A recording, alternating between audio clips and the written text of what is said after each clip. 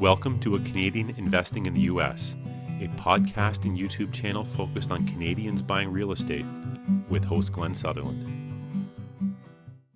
Welcome to another episode of A Canadian Investing in the U.S. This week, my guest is Dustin Heiner. Did I say that right? You sure did. Good job. Awesome. Okay, I never even thought to ask beforehand. Dustin, you want to give us a bit of an intro to yourself, and then we'll jump in.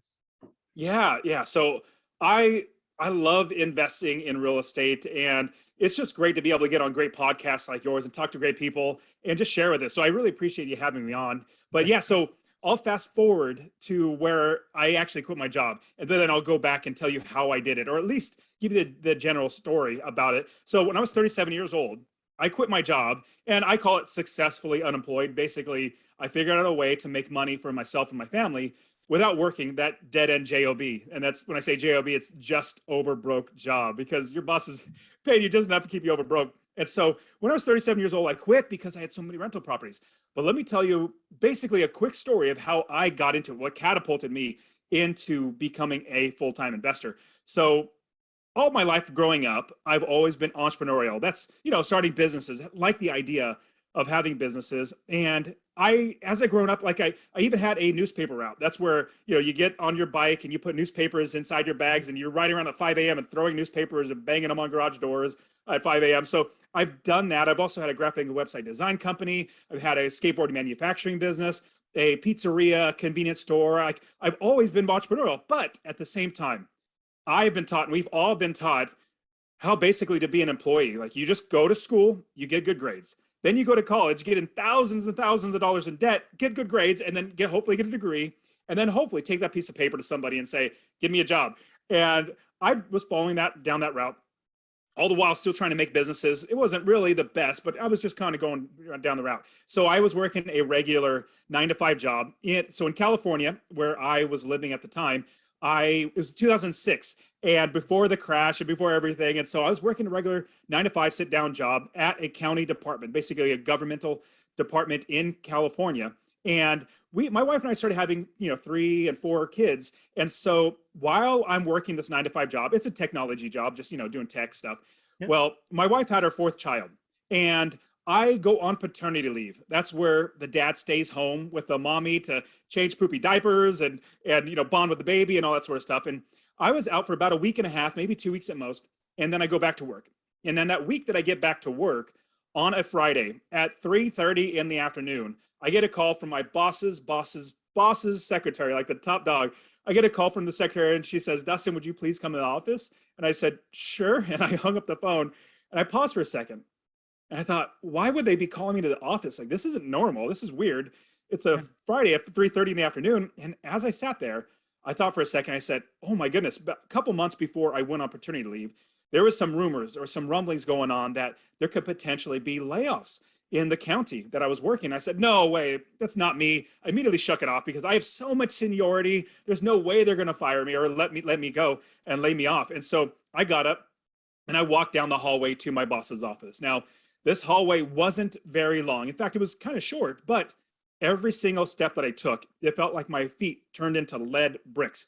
And every step I took got harder and harder because it started dawning on me that, oh my goodness, this could potentially be the time that I get laid off. And if I get laid off, what's going to happen to me and my family? Well, the world starts kind of coming on my shoulders and feeling heavier and heavier. And then I get to the end of the hallway, and then I turn the corner. And my boss's door is closed. And I look at his secretary, nice lady. She goes, Dustin, and sheepishly, she grins at me and says, Dustin, would you please have a seat? And so I go and I take a seat and I sit down, and she's grinning at me, kind of consoling me with her eyes because she knows everything about what's going on. I know nothing about what's going on. Well, as I sit there, I start thinking about my family, my 4th kid, like literally 2 or 3 weeks old child. And my goodness, if I get laid off here, what about all those years of working, 12, 15 years trying to build up a career? Is that all a waste? And then going to college, is that a waste? And then, oh my goodness, I have 4 kids now and a wife. How am I going to put food on the table? How am I going to put a roof over our heads? And I started thinking, does that make me a failure as a father? Does that make me a failure as a husband, as a man trying to produce for his family? Well, as I'm sitting there, my hands get all clammy. My forehead gets all sweaty because the weight of everything is starting to crush down on me. Then the door to my boss's office opens up, and out walks a lady, a coworker of mine, with a piece of paper in her hands, and she is noticeably distraught. She's noticeably upset, but she's not necessarily crying, but you could tell her world has been rocked. And as she passes by me, my boss says, "Dustin, would you please come into the office?" So I get up, I go into his office, and I get laid off. And this is the government. Nobody gets fired or laid off from the government, but I did. So I take that layoff notice and I go back to my desk, and I realized two things right then and there, Glenn. The first thing I realized was I need to get another job. I need to be able to provide for my family. Yeah. And so I was really blessed, praise the Lord, to be able to find another job in the same county, a different department, is a sheriff's department, really great department, transferred over. So that was a blessing to be able to provide for my family. Then the second thing, while I'm sitting in my desk right there, I realized I need to make sure that this never, ever happens to me again.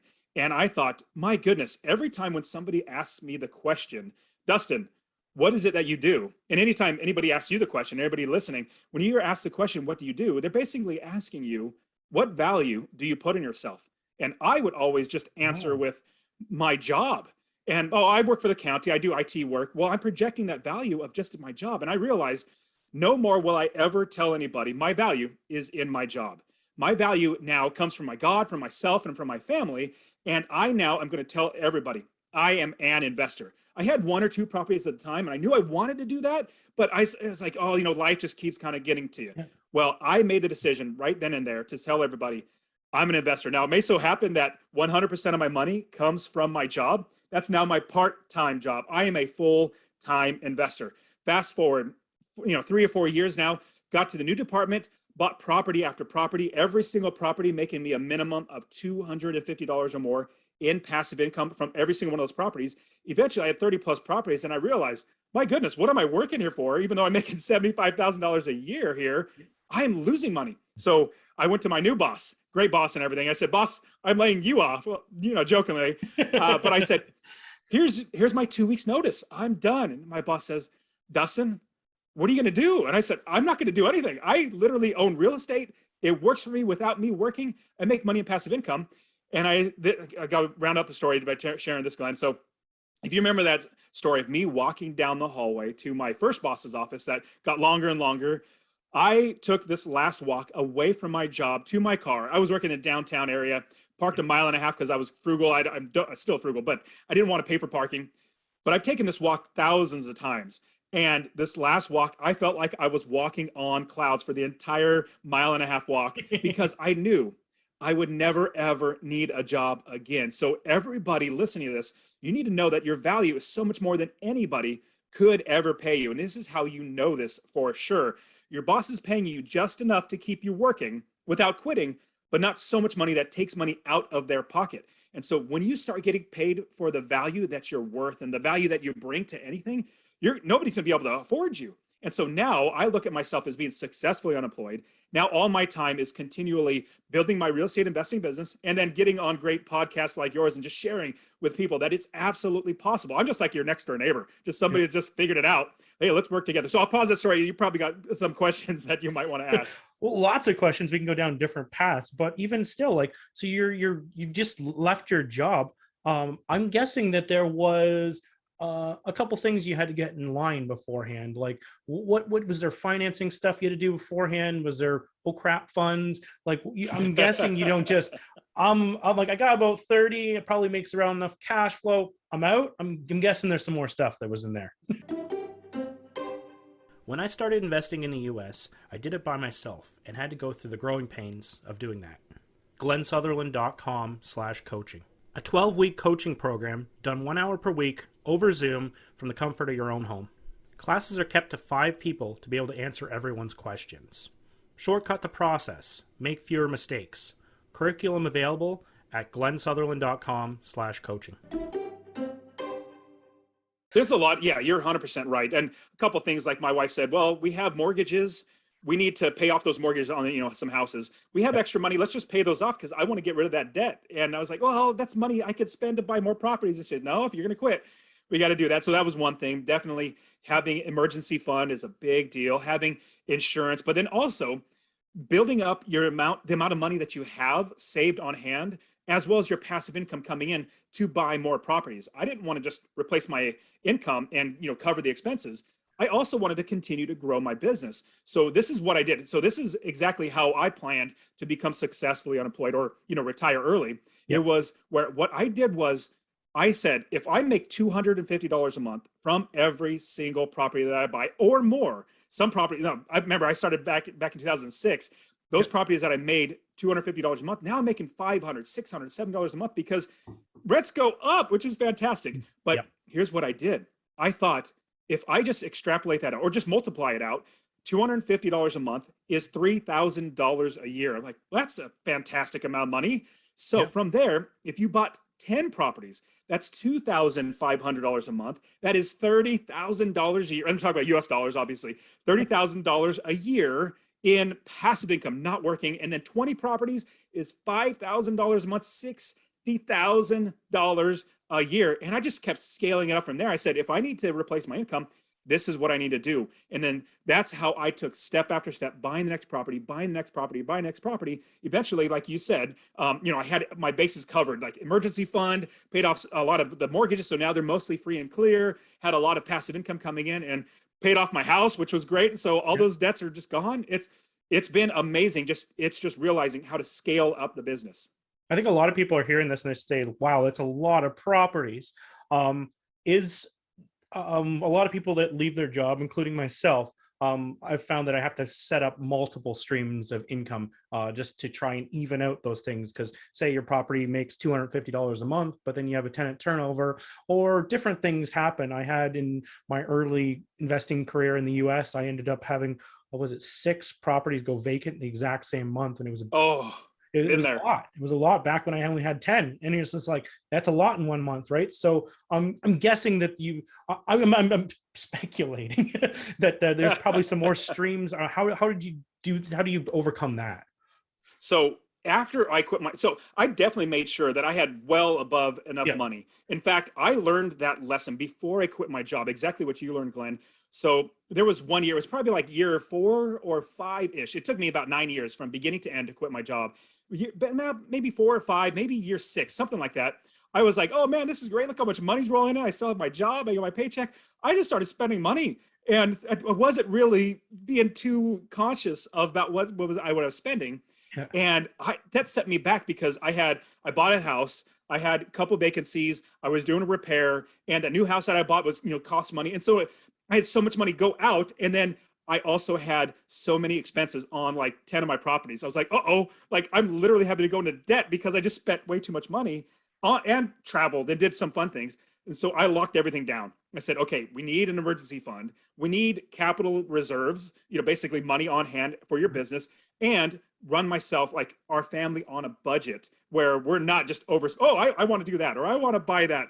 Instead of doing that, I made sure that I wouldn't actually, go in that, I guess, negative territory of having, oh my goodness, what am I going to do to pay the bills? Cool. For some people that are listening to it, they see or hear a lot of properties, and whenever they hear a lot of properties, they go down the hole of, how am I going to come up with the down payments or the cash to buy 20 properties? That's a great thought, especially when you're thinking of how do I get the first one? Yeah. That's really, really hard. And here's the thing. Most people, when they're investing in real estate, what they think about is, how do I do it? Well, I bought a house before. This is kind of what they're thinking. Yeah. I bought a house before. I found a realtor and a mortgage broker, and I put them together, and I bought a house. Well, in real estate investing, that's literally just one of, I know, at least 15 different ways that I have personally used to buy properties. Now, here's basically how I got started. I started investing in another state. So I was in California, started investing in Ohio. Now I'm in Texas and Arizona. And my students that I coach and train, we're literally investing all over the country, like thousands of miles away from us. I even have students in Canada, which is fantastic, helping them to invest in America. And what we do is we make sure that here's a statement that you're going to hear me say all the time. We build the business first. And I can explain what that means, but we build the business. And that business is going to make sure that we are doing everything right. Now, here's what I do is I invest all over the country, but in building the business let me quickly go into what build the business first means. If you're going to build the business first. You're going to do a lot of things before you even buy a property. I'll give you an example. If you go to a convenience store, now a convenience store is, candy bars and soda machines and all that sort of stuff. If you're going to start a convenience store business, you're not going to sign a lease and then on a location, open the doors, set a box of candy bars there on the ground. You're not going to do that. You're going to go out of business, lose money, and go out of the business in like 2 seconds. But what you would do is build the business first. You get the gondolas, so those are shelving units that all the candy bars go on. You get the countertops, the cold storage, the fountain machines, bank accounts, cash registers, employees, insurance, all this stuff set up before you buy any inventory. Then once the entire business is set up, then you buy the inventory and put that into your business. Same thing with real estate investing. And everywhere that we invest all over the country, we build the business first, then we buy the inventory. So what that looks like is, number one, your property is not your business. A lot of people who kind of maybe teach or tell you how to invest in real estate, they'll say that your property is a business, is your business. Like, no, absolutely not. That's wrong. In fact, what they'll teach you, and this is the wrong way to do it, they'll say, you find an area of the country to invest, you run the numbers, basically meaning make sure you make $50 or so in passive income, but you'll get appreciation, which I don't invest for appreciation. I like appreciation, but I probably will never sell my properties. Like if you could watch the video, I have 4 kids in my background. I'm literally going to give these properties to my kids. So what they're going to tell you is get a little bit of money in passive income. Then you buy the property, shell out thousands of dollars. And I'll get to, I remember your first question was, how do you get the money to get started, which I'll go to that just a second. But this is the first thing. As I teach all my students, financing comes later. Building the business comes first. So what we're doing is, they're going to tell you this. Remember, this is the wrong way. You find a property, run the numbers. Then you spend thousands of dollars of money to buy the property. Then you pay thousands of dollars to fix it up. Then you find somebody to rent it out, a tenant, and then you find a property manager. Well, that's just about backwards, in my opinion. What we do is we build the business first by finding an area of the country that has inventory. Just like if you're going to start a convenience store, you need to make sure you can get inventory. Same thing. We find a city all over the country where we have good inventory. 3-bedroom, 2-bath, say 1,200 to 1,500 square feet. At least this is my cookie cutter type of property that I love to buy. 1,200 to 1,500 square feet that can make me a minimum of $250 a month in passive income. Once I see the inventory in that city that, hey, this looks like it could be a good city, then I stop looking at inventory. And a lot of people would say, well, don't you go get a bunch of realtors? Like, no. That's the realtors are the last things that we go after. Most people think it's the first thing. That's literally the last thing. What's the first thing? We build the business. We find the property managers. Those are our quarterbacks. Like if you know anything about football or anything like that, like they're the ones that make you money, save you money, win the game for you. You want your property managers. So we find our property managers, our contractors, our roofers, plumbers, inspectors, insurance agents, mortgage brokers, which is the financing portion.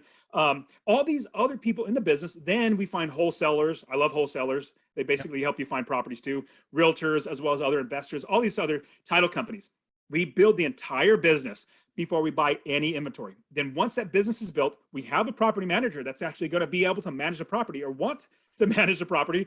Then we buy the inventory and we put it into our business. The last thing you want to do is spend thousands and thousands of dollars, let's say $10, $20, $30,000 for a down payment on a property.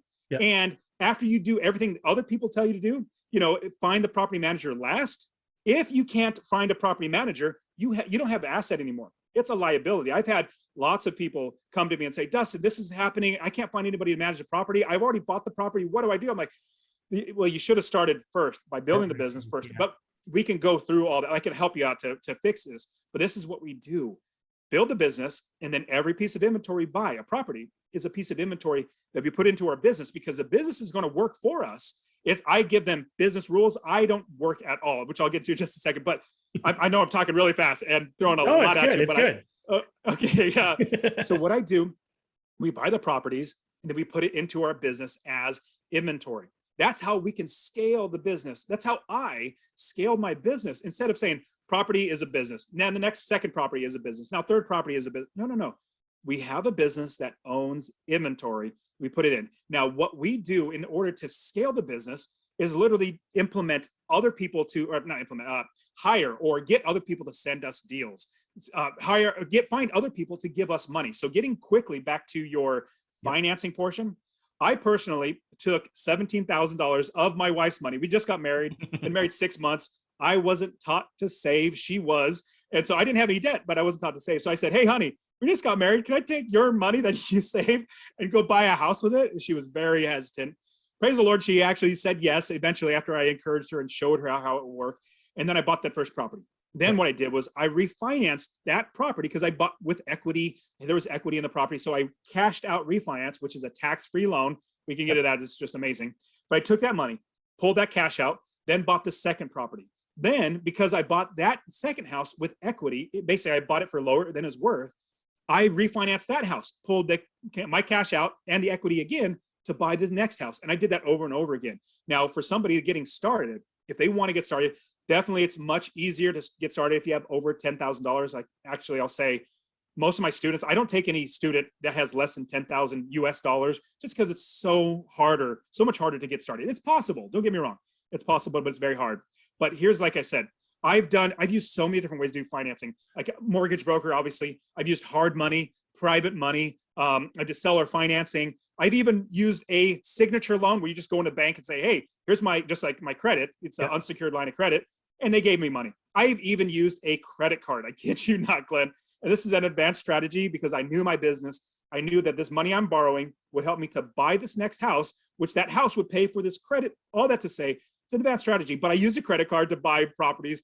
There's so many different ways. In fact, what's interesting, if you realize the two things I was telling you, number one is financing, getting properties, and the other one is property managers.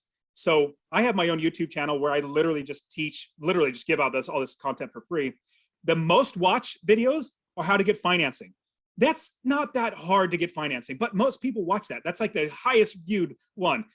The worst rated videos or worst watch ones are how to find the right property manager, how to make sure you're selecting and hiring the right one. But that's the number one thing in your business that you need. If you don't have a property manager manage the property, you buy a house and they say, you know what, you're calling around property manager and say, no, I'm not going to manage that because I'm going to get shot there. That's the bad property. So all that to say, we build the business first. If we build the business, we're going to have people that are going to want to invest with us. We're going to save money, all that sort of stuff. So there's so much I just unlaid out for everybody. So I apologize, but you probably have questions.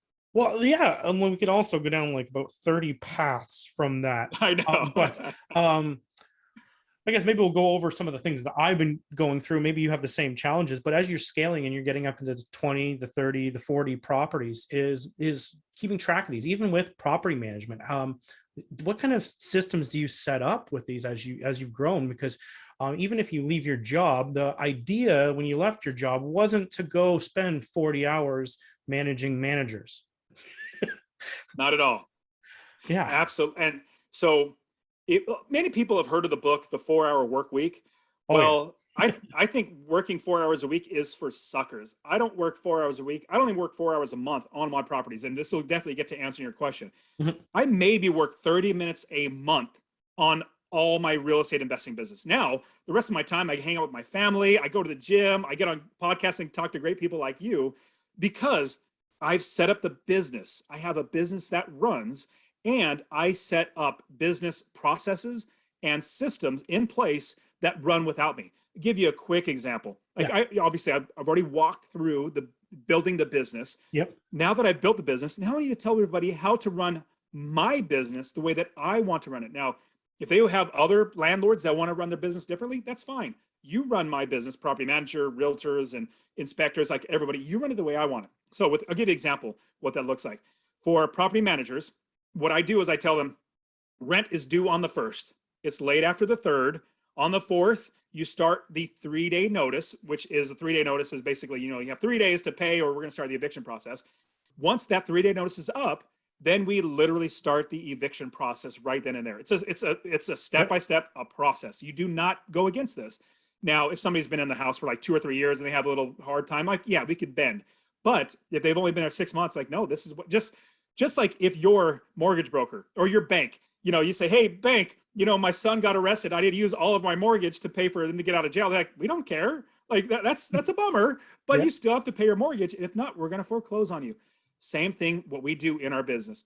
We set up business processes and systems in our business so that it runs without us. Does that all make sense? Yeah. So then I'm guessing you're going to need some people to run this system. Absolutely. Absolutely. So do you use Americans? Do you go virtual assistants? Where do you what's your path? How do you do yours? Well, if you think about the term virtual assistants, it's somebody that's virtual or somebody that's far away from you that's Right. doing work for you.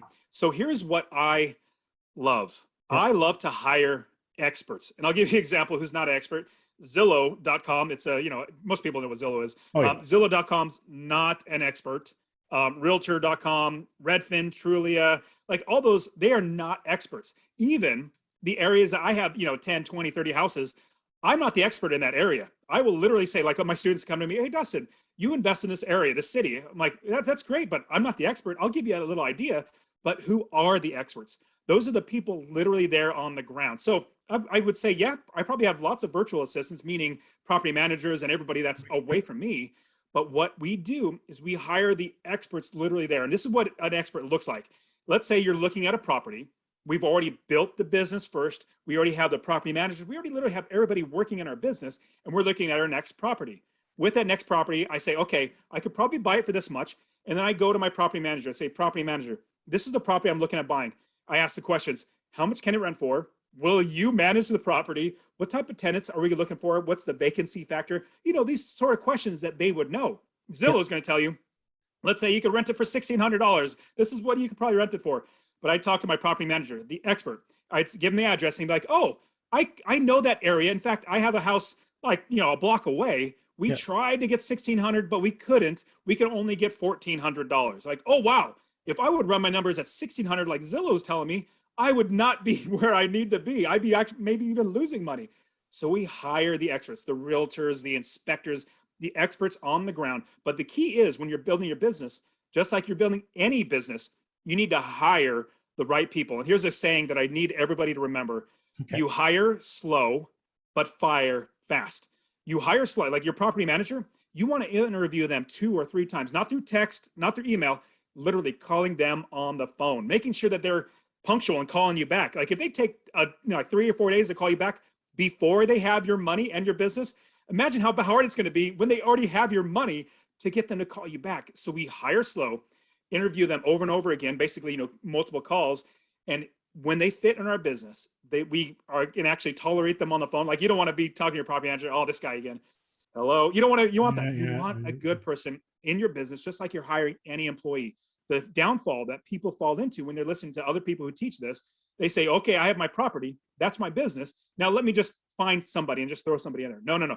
I did that my first property. I was doing what everybody else was telling me to do. And my property manager started stealing from me in 6 months. And it was horrible. So I fired her really quickly. Now, if I would have let that first property and property manager deter me, I wouldn't be here where I am today. So I pushed through it. I figured out the right way to do it because remember, like I've always been entrepreneurial, always business minded. So I implemented the business. Once I realized that was wrong, I said, how do I approach this as a business owner? Boom. Now I have a business that has multiple properties in it as inventory. And that's how I make sure that I don't work, but other people work for me. Right. So you do have someone that works under you is what I'm thinking, because when you scale this down to working so little amount of time that's being done, I'm just thinking, for me, just even go over the property management statements, because I like to know what's going on and everything. It's going to take me more than half an hour to go through all the properties, right? Oh, so no, I don't hire like a person to oversee the property managers. No, I don't necessarily need that. And the big reason why is because I found the right property managers, and I've been using, now, when I hire them first off for like the first year, I'm really nitpicking literally every single thing. Now, I do ones that I've had 3, 4, 10 years as my property manager. Yep. I still go and review, but it's not as in depth. The first year of having the first property manager, especially when you're getting started, when you have 1, 2, or 3 properties, you're like, oh my goodness, I need to make sure every penny's accounted for, which is, you need to do that. You must do that. Yeah. After that, once you have a good track record, it's really just open up the statements, making sure that, there's not needless expenses, making sure there's not big expenses, making sure that they're calling you for this is my suggestion, another business rule system that I put in place or process. Anything over, I want to say it's like $200 for most property managers. Well, other property managers might be $100, but anything over that, call me or just send me a quick message on email or text saying, this is what I need to do, and this is how much it's going to cost. Then me being an investor, I know how much most things should cost. I know that, okay, this property has had this problem in the past. We fixed it for this much, but you're wanting like to replace the, like, let's say furnace. You want to replace the entire furnace, but like, I know it's probably just this. So no, don't do that. Go get somebody else. Long story short, I do have checks, but they already know when they say, hey, Dustin, here's this problem. It's going to cost, let's say $1,000. Can we go ahead? I'm like, give me 2 other quotes. That's literally, I need more quotes. If it's above $1,000, I need more quotes. It's not just for the dollar amount. Getting a lower dollar amount is great. But the reason why we need more quotes on top of that is for other eyeballs, not the property manager eyeballs or the one person or the one company looking at a problem like the furnace going out. I need multiple people looking at it because it might not be what that one, just like a second opinion. If you get sick, you're going to get a second opinion and third opinion. Yeah. And so with that, that's how maybe I'm a little more trusting than like somebody that's like, I have to manage my own properties. Yeah. I just love to be able to let other people do the work that I pay them well for, check them, like I said, but no, I don't have somebody that's managing all the managers at all. That's when you're not working 40 hours a week, if not more, 50, 60 hours a week for somebody else, you have time. Like I was like, oh yeah, even if I need to spend an hour a week looking at all my properties and making sure everything's good, that's nothing compared to 40 hours a week. Okay, I think this will be the last question. But so, what do you do then? What parts do you still do? So I wouldn't say find my properties because I have wholesalers and other investors and realtors sending me deals. I love waking up in the morning, drinking my coffee and looking at my email and seeing all the different properties that I could pick from. So because I told everybody, remember from the very beginning of this call or this interview, I told you that I started telling everybody I'm an investor. And so because of that, everybody knows Dustin's an investor. He buys properties. Let's send him properties. So because of that, for the last, 15 years or so doing this, I have so many properties coming in. So it's basically me just looking for properties. Now I could offload that and hire people to do that, but I like doing it and it doesn't take me that much time. With that, only other thing that I really do with my time is go on podcasts, teach people how to do this. And because I have so much extra time, I thought, you know what? I can't just sit around and watch TV all day. I don't have that personality. Like I'm a pretty, extroverted type of guy. So you could probably tell that. And so I just love helping people. I love talking to people. I love getting on great podcasts like yours, Glenn, and just sharing, hey, I literally did this. And I'm not that smart. In fact, all your listeners are probably much smarter than I am. All I know is addition and subtraction and a little bit of multiplication. And what that comes down to is you add up all your expenses, every single expense you could think of for your property, total that up. And then you take your rent, how much you could rent the property for, subtract that difference. So you get your expenses and your rent, that difference is passive income. And the multiplication just comes in, well, if I want to quit my job, let me just multiply that passive income out. So like I said, this is what I do now is just teach people. And I literally don't even think about my properties, my business, my real estate, because I have other people. And I'll share this last thing with you. Yes. So in 2017, when I quit my job, I was 37 years old. I took my family on a 6-week vacation all through Japan. We drove like 1,500 miles on the left-hand side of the road, all throughout the island of Japan for 6 weeks. Didn't think about my business, didn't talk to the property manager or anybody because I didn't need to. And then in 2018, I took my family to Europe for 6 weeks, 11 different countries. We went through so many, it's such a blast. I didn't even think about my business. In 2019, I went on the East Coast of America, went from Florida, drove all the way up to New York and Washington, D.C. on a 4-week field trip with my family. 2020 was 2020, you know that. But anyways, I literally don't think about my business at all. And what it comes down to is hiring the right people, building the business, and then putting systems in place that make them run well. Awesome. Dustin, people want to track you down. How do they do so? Yeah. So I have a real estate investing course. Like I said, I just love helping people. So I have a real estate investing course. I'll literally give all your listeners for free. If you text the word, well, this is Canada. I don't know. You could text into America line, can you? We're in the same system. There we go. Text the word rental, RENTAL, to 33777. In case the text message way doesn't work, what other way could they get a hold of you, Dustin, for the course? Yeah, if you go to masterpassiveincome.com/free course. Plus, I have my podcast, the Master Passive Income Podcast YouTube channel. It's literally just me. I don't really do interviews. It's just me teaching how to do this stuff because there's so much to learn And I just love giving it out for free. So you could check me out on all those different ways. I'm even doing a real estate investor conference here in Phoenix where I live. It's going to be in March, which is just beautiful time of year, bringing so many other investor influencers here and just saying, you know what, most conferences, and Glenn, if you've been at conferences, you definitely see this. Most conferences, they say, after a session, they'll say, okay, now run to the back and give me $20,000 or $30,000 on your 8 credit cards. Like, that's horrible. That's the first conference I went to. It was disgusting. Yeah. I want a different conference. I said, you know what? We need a conference of just people helping each other out. So it's a Real Estate Wealth Builders Conference is what it's called. So all that to say, it's just, this is my fun. Like, I just love helping people. So you can check all that stuff out too. Awesome. Appreciate your time on the show. A lot of information. Great. Thanks, Glenn. I appreciate having me on.